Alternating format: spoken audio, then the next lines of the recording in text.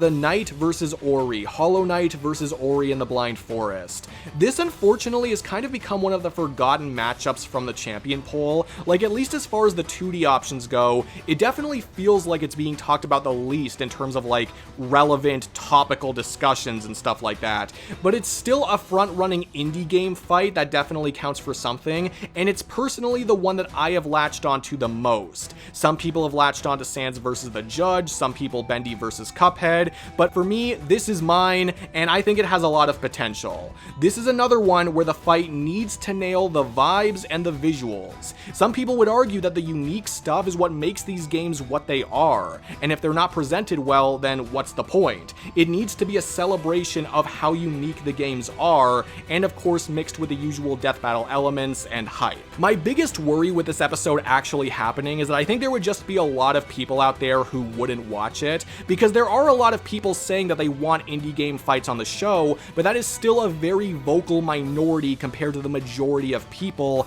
that Death Battle needs to appeal to and gain viewership from.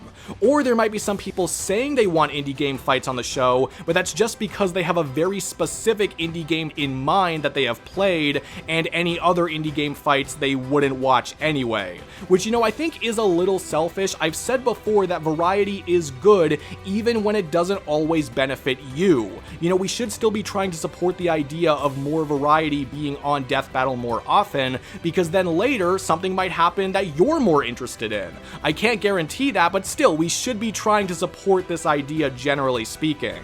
Personally, I think this episode is less likely to happen than something like Bendy versus Cuphead or Sans versus the Judge, at least in terms of what would happen first, and that's fine with me because I do think more indie games on the show in general is the priority regardless of how it happens, but still, I would personally prefer to see it happen like this. I just think the visual potential is off the charts.